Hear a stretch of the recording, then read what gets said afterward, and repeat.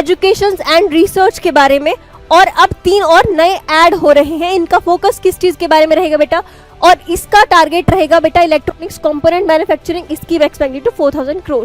Green energy को develop करने के लिए भी हमारे बजट में चीजें एग्जीक्यूट करी गई हैं। Support to khadi, handloom, handicrafts, जो लोकल वर्कर्स होते हैं, ठीक है, जो अपने रूरल एरियाज की, जो उनका 7 हाई स्पीड रेल कॉरिडोर्स, बेटा ये बहुत इंपॉर्टेंट है। जय हिंद everyone, welcome to the new session of RWSSB interview. बेटा रिसेंटली हमारा बजट आया है तो उसके कुछ हाइलाइट्स देख लेते हैं।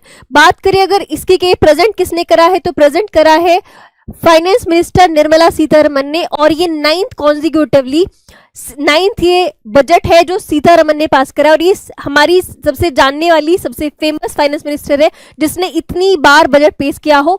ये 2019 में एग्जीक्यूट हुई थी, किस पोस्ट पे, फाइनेंस मिनिस्टर की पोस्ट पे, और दूसरी बार हुई थी 2024 में, ठीक है। ये पहला बजट है बेटा जो कर्तव्य भवन में, अभी कर्तव्य भवन क्या है आगे आप हाइलाइट्स में देखेंगे, कर्तव्य 1, कर्तव्य 2, कर्तव्य 3, इन 3 पार्ट्स में हमारे बजट को डिवाइड किया गया है।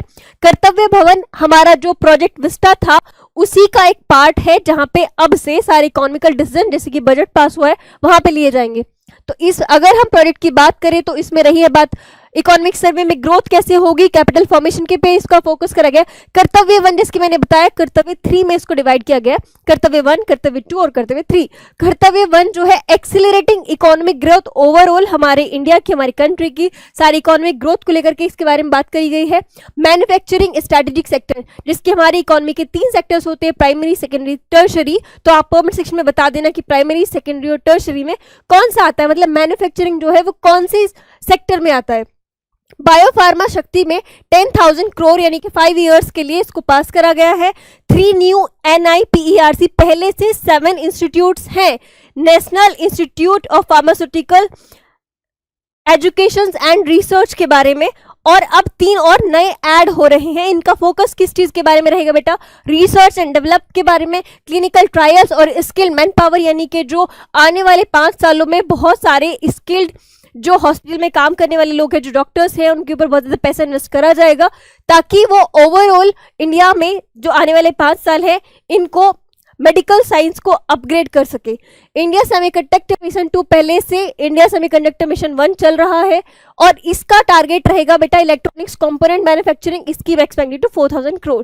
इसका यूज क्या होगा मैम, क्योंकि आप सबको पता है जैसे कि अभी आगे एक और पॉइंट आएगा, ईवीज को आगे जा करके ईवीज की बहुत ज्यादा इंपॉर्टेंस होने वाली है। हम ग्लोबल वार्मिंग से हटने के लिए हम ग्रीन एनर्जी की तरफ शिफ्ट कर रहे हैं, बहुत टाइम से इंडिया के गवर्नमेंट का मोटिव भी चल रहा है। तो उसी को देख करके सेमीकंडक्टर को एंड ग्रीन एनर्जी को डेवलप करने के लिए भी हमारे बजट में चीजें एग्जीक्यूट करी गई हैं। रेयर अर्थ कॉरिडोर जिसके मैंने बताया था, ये 4 जगहों पे बनाया जा रहा है, उड़ीसा, केरला, आंध्र प्रदेश एंड तमिलनाडु में। इसकी इंपॉर्टेंस क्या है, ईवीज के लिए, रिन्यूएबल्स के लिए और इलेक्ट्रॉनिक्स के लिए।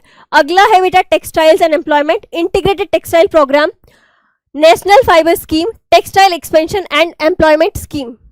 Support to khadi, handloom, handicrafts, जो लोकल वर्कर्स होते हैं, ठीक है, जो अपने रूरल एरियाज की, जो उनका खादी होता है या हैंडलूम होता है, जिस तरह से वो हाथ से चीजें बना देते हैं, जो उनके हैंडीक्राफ्ट्स होते हैं, उनको एनकरेज करने के लिए, ठीक है। ऑब्जेक्टिव क्या है, प्रोडक्टिविटी बढ़ाना, जॉब्स ज्यादा से ज्यादा क्रिएट करना, इंफ्रास्ट्रक्चर को पुश करना, यानी कि ताकि लॉन्ग टर्म में ग्रोथ हो सके। कैपेक्स रेज टू 12 अब इसमें ज्यादा रेज नहीं हुआ है बट जितना भी हुआ है इतना है। पहले 12.2 लाख था, सॉरी पहले 11.2 लाख करोड़ था, अभी 12.2 लाख पे आ गए। 7 हाई स्पीड रेल कॉरिडोर्स, बेटा ये बहुत इंपॉर्टेंट है, ये डायरेक्ट आपके एग्जाम में पूछा जा सकता है कि 7 के नाम बताइए, या फिर हैदराबाद से बैंगलोर है, हैदराबाद से चेन्नई है, या क्या ये हैदराबाद से पुणे है या नहीं, इस तरह से आपसे क्वेश्चन पूछा जा सकता है। मुंबई से पुणे है, पुणे से Hyderabad, Hyderabad to Bengaluru, Hyderabad to Chennai, Chennai to Bengaluru, Delhi to Varanasi and Varanasi to Siliguri. आगे देखते हैं बेटा इसका एम क्या है, इसका एम है faster mobility, regional integration, logistics efficiency, MSME creating champions, ठीक है। Self reliant India fund 2000 crore, 200 legacy industrial clusters to be revived, infra plus technology upgradation, MSME recognised as GDP plus jobs plus export backbone. कर्तव्य 2 human capital and aspirations की बात करें तो health care के बारे में है। 5 रीजनल मेडिकल हब्स और जनरेट करे जा रहे हैं और बनाने की इनको इस बजट में प्लान करा गया है 1 लाख एलीड हेल्थ प्रोफेशनल, जिसकी मैंने अभी स्टार्टिंग में ही बताया था कि आने वाले 5 सालों में बहुत सारी प्रोफेशनल्स को एक्सपर्ट्स बनाया जाएगा इस फील्ड को लेकर के। 3 नए एम्स ऑफ आयुर्वेदा खोले जाएंगे, निमहैंस 2 इन नॉर्थ इंडिया। पहले से आपको पता होगा, पहले से एक है जो बैंगलोर में है, क्योंकि आपने देखा होगा रिसेंट के ईयर्स में मेंटल हेल्थ को भी एक बहुत इंपॉर्टेंट पार्ट माना गया है हमारी डेली लाइफ का। तो उसके लिए एक और इंस्टीट्यूट खुलेगा जो कि इस बार नॉर्थ इंडिया में खुलेगा, ठीक है। मेंटल हेल्थ इंस्टीट्यूट अपग्रेडेड इन रांची, कहाँ पे खुलेगा? रांची और तेजपुर में। एजुकेशन एंड स्किल्स की बात करें तो top 5 university townships near industrial corridors. हर डिस्ट्रिक्ट में गर्ल्स के लिए हॉस्टल खुलेगा जो गवर्नमेंट अपनी तरफ से ओपन कराएगी। एवीजी बहुत इंपॉर्टेंट है बेटा, AVGC content creator labs in schools and colleges. किससे? Initiative Indian Institute of Creative Technologies Mumbai से लिंक करके एवीडीसी कंटेंट क्रिएटर। इसका पर्पस रहेगा कि स्टूडेंट्स को एनिमेशन, वीएफएक्स, एडिटिंग, इस तरह की चीजें सिखा दी जाएं ताकि वो लॉन्ग टर्म में कंटेंट क्रिएशन, क्योंकि अब डिजिटलाइजेशन के बाद में हमारी इस इकोनॉमी को, ये बहुत बड़ी इकोनॉमी अपने आप में पार्ट बनने वाली है और बजट में इसके लिए ऑरेंज इकोनॉमी नाम यूज करा गया है, ठीक है। टूरिज्म एंड स्पोर्ट्स की बात करें तो national council for hotel management यानी कि नेशनल इंस्टीट्यूट ऑफ हॉस्पिटैलिटी, इसमें 10,000 टूरिस्ट गाइड्स को अच्छे से ट्रेन किया जाएगा। 12 वीक का स्टैंडर्ड कोर्स रहेगा। बहुत सारे बच्चे इंस्पायर भी करते हैं ट्रैवलर बनने के लिए या फिर हो सकता है ब्लॉगर बनने के लिए, तो पहले उनको ट्रेन कराना जरूरी है। 15 हेरिटेज साइट्स बेटा जी आपको पता होगा हरप्पन साइट्स है, अगर आपने हिस्ट्री पढ़ी है तो लोथल, धोलावीरा, राखी गढ़ी, तो इनको डेवलप किया जाएगा। खेलो इंडिया मिशन को और आने वाली डिकेड के लिए उसको स्ट्रेंथन करा जाएगा। कर्तव्य 3 की अगर बात करें तो इंक्लूसिव डेवलपमेंट है। इसमें किस चीज के बारे में? Agriculture Bharat Vistaar, AI based multilingual agri advisory, यानी कि जो फार्मर्स होते हैं वो एआई का कैसे यूज करके बहुत सारी अलग अलग लैंग्वेजेस में किस तरह से यूज करके वो अपनी प्रोडक्शन को बढ़ा सकते हैं। वाटर सिक्योरिटी के बारे में है, integrated development of 500 reservoirs and Amrit Sarovar. North east focus, अच्छा नॉर्थ ईस्ट के बारे में क्या क्या है? सबसे इंपॉर्टेंट है ईस्ट कोस्ट इंडस्ट्रियल कॉरिडोर, यानी कि दुर्गापुर नोड पे बन रहा है। 5 टूरिज्म डेस्टिनेशंस कहां पे? नॉर्थ ईस्टर्न एरिया में। 4000 ई बसेस कहां पे? नॉर्थ ईस्टर्न इंडिया में। Buddhist circuit for heritage and connectivity. Tax reforms and ease of doing business, ये किस बारे में है? जो डायरेक्ट टैक्सेस होते हैं उसके बारे में है।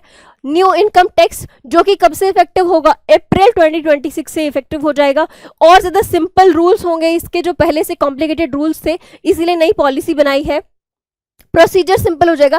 टीसीएस रिड्यूस हो गया है बेटा 2%। टीसीएस क्या होता है? जब इंडिया से कोई चीज फॉरेन जा रही होती है एजुकेशन पर्पज के लिए, या फिर आप कह सकते हो कि वर्क पर्पज के लिए, एजुकेशन या फिर मेडिकल चीजों को लेकर के जब जा रही होती है, तो अप टू 10 लाख पे उसे 5% का टीसीएस होता था, 20 लाख तक उस पर ज्यादा होता था, 10% का होता था। अब उसे रिड्यूस करके कितना कर दिया? 2% कर दिया है, ठीक है। आईटी, आईटीईएस, आरएनडी तीनों को एक साथ मिला दिया है। ये अलग अलग सेक्टर्स हम पहले कंसिडर करते थे, आईटी अलग होता है, आईटीईएस अलग होता है, आरएनडी अलग होता है। अब इन तीनों को मर्ज करके एक ही सेक्टर में कर दिया। क्या है?